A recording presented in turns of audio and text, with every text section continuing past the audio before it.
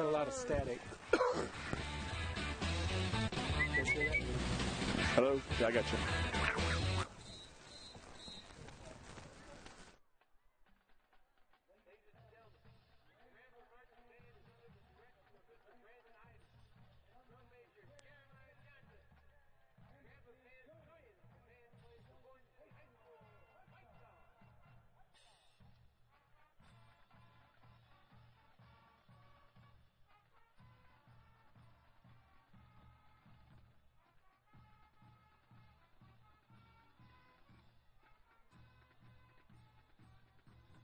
From My News 26 and the Rambler Sports Network, it's high school football.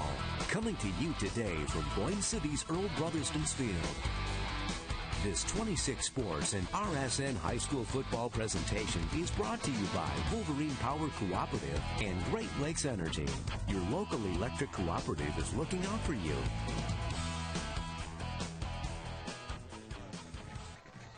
Ladies and gentlemen, welcome to Earl Brotherston Field, and we are so happy to be back here at Earl Brotherston Field. Took a week off, the Ramblers on pretty much a bye week as Benzie Central forfeit last week, and so the Ramblers are back in action, playing host tonight to the Elk Rapids Elks. They come in at 1-6 tonight. The Ramblers rolling strong the last 4 games, and now they are standing at 5-2. And so here we are, ladies and gentlemen, the marching band under the direction of Brandon Ivey and drum major JJ is on the field. We'll take a look at our drum major right there, and we've got some very special features tonight we'd like to share with you, so stick around. We just had our parents' night. All the parents for all the seniors were honored tonight, and we also have our pink crucial catch game that we are celebrating. So we'll be talking about some of the jerseys that the athletes are wearing and who they are representing. And right now, gentlemen, my side is, to my right is Chuck Vondra, and to my left is Jacob Keltz. My name's Roger Coates, and we are about ready to watch the Ramblers take the field down through the tunnel once again.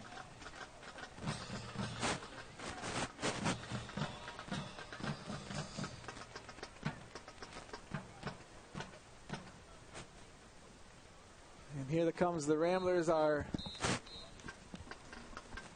team is 5-2, winning the last 5 straight. Started off 0-2, but the last 5 really putting up some numbers. We'll talk about some of those numbers tonight under the direction of Coach Hills.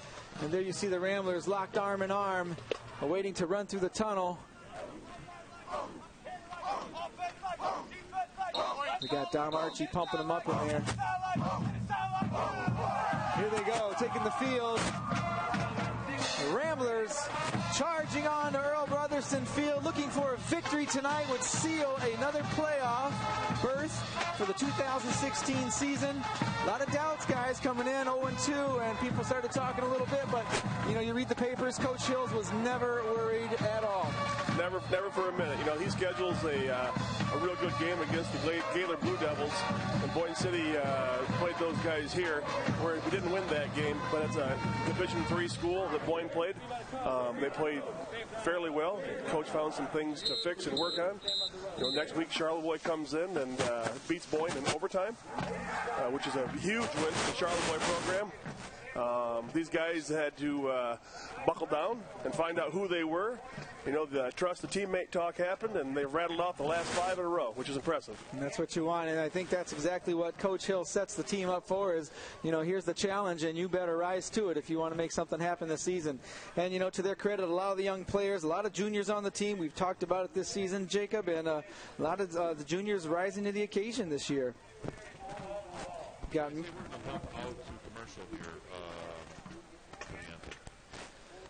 We got about 1 minute before game time begins. The players are taking the field, and the marching band will be getting underway with the national anthem. But in the meantime, we're going to take a short break on RSN and My News 26, and we'll be right back after our national anthem.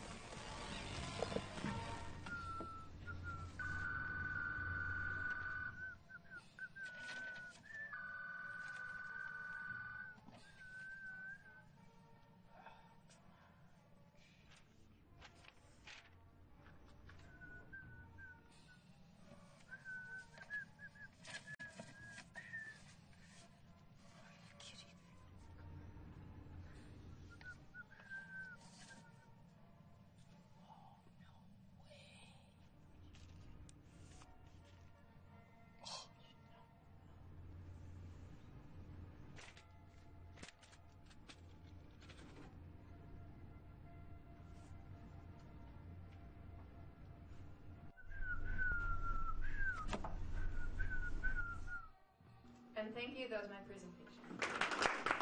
Elise, that was great. Lucas, you're up next.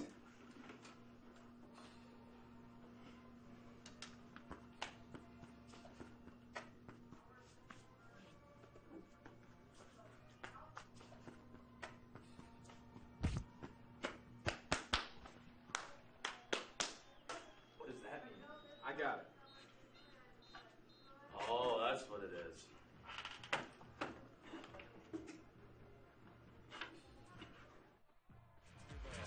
And welcome back to the Rambler Sports Network in partnership now with My News 26, where the Boyne City Ramblers play host to the Elk Rapids Elks.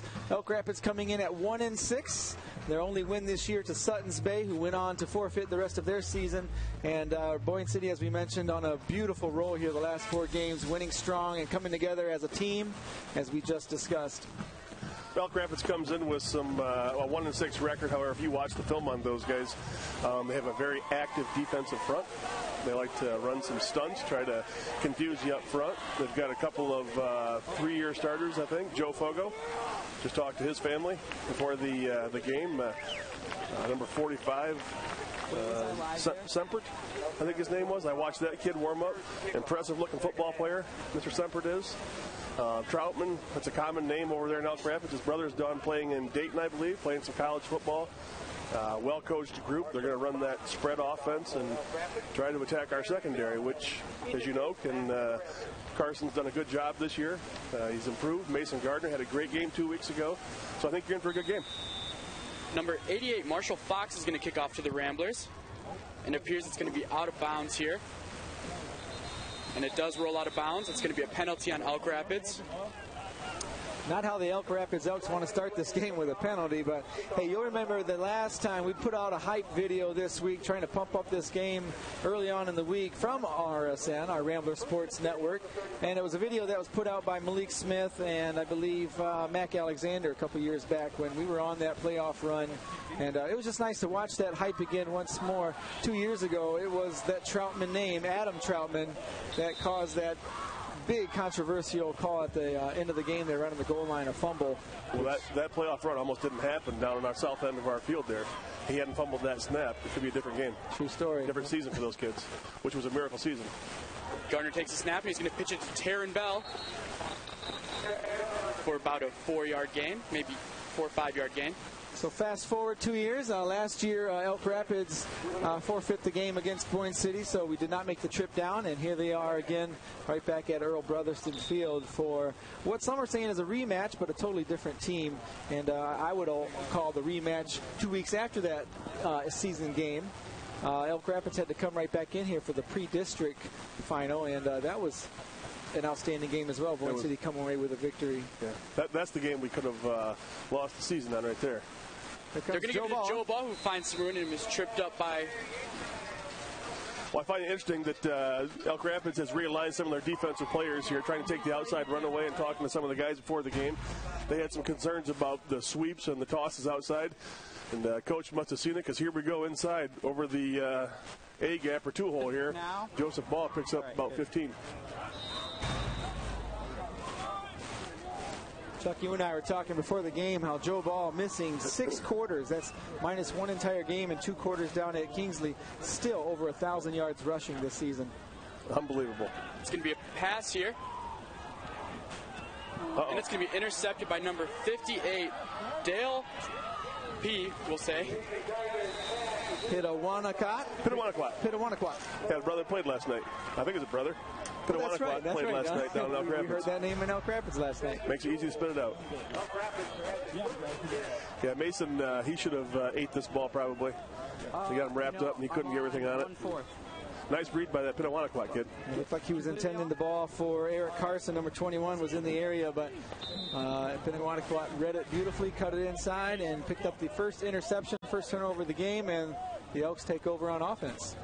Number 16, Schindler, is back to take the snap for the Elks.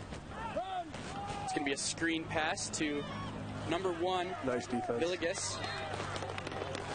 and he's going to be brought down for a loss. Logan Shulock played that very well. That kid, and of course, you're going to try to go out there and stalk block Logan Shulock. I don't know what he looks like, but I know what he looks like in the weight room. The kid bench presses 315 and squats the world. Putting a little receiver on him, that's going to be a hard assignment all day if you're going to try that. So, guys, I'm a bit surprised that it's not Alec Troutman at quarterback. It's actually the junior Peyton Schindler. And there's some news lately that Alec Troutman was just coming back from a concussion 2 games ago. Let's see how that plays out. They're going to give it to number 8. We don't have a number 8 on our roster, but he's going to take it up the middle.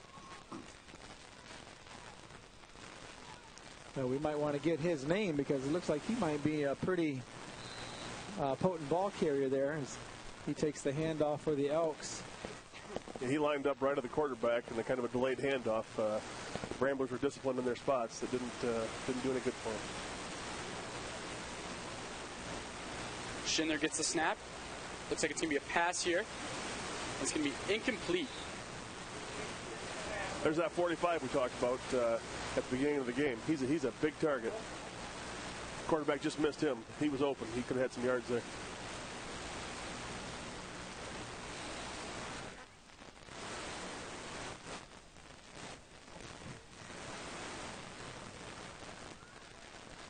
Ramblers defense looking at a 4th down now. The Elks trying to convert a long 4th down play. Schindler gets a snap. It's going to be a pass here. Screen. Yep. And he's going to be brought down behind the line for a Rambler first down.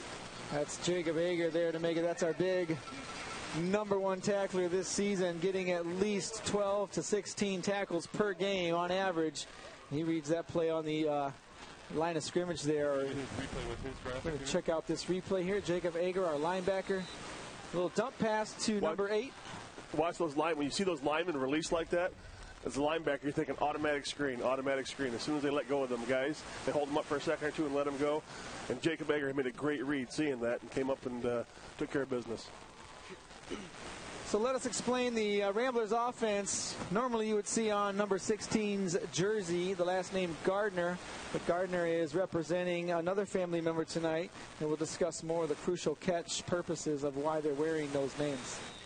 They're going to give it to Joe Baugh here for a gain of about 2 yards. So a lot of the players tonight, guys, are wearing different names from different families in and around the Boyne City area, or people in and around Boyne City who have been affected by some form of cancer. And so tonight's awareness game is to do just that, bring awareness. A lot of money has been brought in and fundraised for this event. And each jersey is basically a donation for each player to wear tonight. And all that money is going towards cancer awareness. Oh, that sounds great right there. And Joe Braw's going to be brought down right around the line of scrimmage. Yeah, they're trying to get outside that time. I think they forced him inside. You know, we were talking to these guys before the game, Roger, about Elk Rapids' strategy, and they're pretty sure they're not going to want us to go outside. They've stacked the defense and their players in non-traditional positions for them to stop that, is what we were told. So far it's paying dividends for them. Hey, you gotta warn me sooner. Gardner takes a snap. It's going to be a pitch to Taryn Bell here. See how fast he was? Yeah. That was fast. That was really fast. This is lightning speed. That Taryn Bell is quick, no doubt about it. And last game we were here, guys, we were playing an undefeated Kalkaska team. We were discussing how Joel Ball might go over 1,000 yards. Not really sure, but he did put up over 150 yards that night on the ground and did indeed put him over 1,000 for the season. And as mentioned, that's minus 6 quarters this season. So extremely impressive from that young man. Number 1 back to receive here is a sophomore, Alex Villegas. He's quick. We coached against him down in Elk Rapids. He's an 8th grader. He's a fast young man. Mason Gardner's going to punt it to Villegas.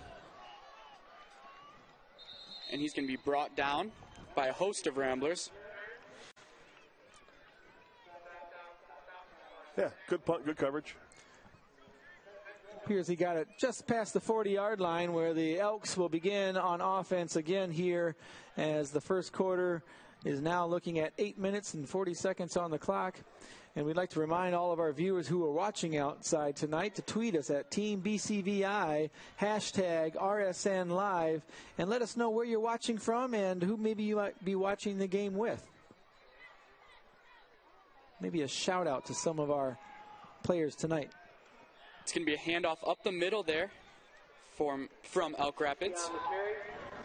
Well, you got to believe that's a setup play for this offense. They went to that the last series, didn't get much out of it the last couple of times they've ran it. So you got to be thinking, if you're the Ramblers, that's a setup play to catch you looking inside, try to burn you over the top. That was number 8 once again. We still don't have a name for him. I'm sure he has one. Elk Rapids known for many, many years to spread this offense. As you see again, they're spreading those receivers out, keeping our linebackers honest and making sure they're reading both run and pass, as they do right here. A pass play coming underway. Oh, nice catch there from number 45, Sempert. Say Taryn Bell was there step by step and just out-leaped Bell. Last second here, we'll check this replay. Schindler threw that ball on the run, and he was pretty doggone accurate. I think it just came down to a jumping battle, and Sempert won that battle. Well, he's a big kid. Senior tight end for the Elks. And that's a first down for the Elks. As you can see, the spread offense, they got number 2 on this right side, 3 receivers on the left. Number 16, the young quarterback, Peyton Schindler. That's the coaches. On secondary, Taryn Bell, Tyler Heimball, and of course Logan Shulock. All outstanding secondary players, have improved tremendously in one season. And so this will be a test for them tonight. Got a flag on the play. Looks like it's going to be a false start. That's on us. Oh, that's on us? Yeah. I believe that is on 51, Ryan Houts. Well, the official called it on Elk Rapids, but I think that was a mistake. Ryan Houts came across the line earlier. Yeah, the sign was encroachment, and that would be a defensive penalty. He was clearly across the line. Again, Rambler Sports Network in partnership with My News 26. A lot of people commented last weekend how they were able to replay the game on cable TV over the weekend, and we'll be bringing you that same action this weekend. Schindler's going to pass it to number 45. He's down. Yeah, he slipped there, and his knee fell to the ground. Yeah, Sempert again. Chuck, you called it. They're reading that number 25, putting him in different positions, and he's a good-looking football player. And a great target for Schindler, and he hits him there. Picks up almost 9 yards on the play, makes it 3rd and a very short 1. They'll measure, I think. And that is an official timeout as they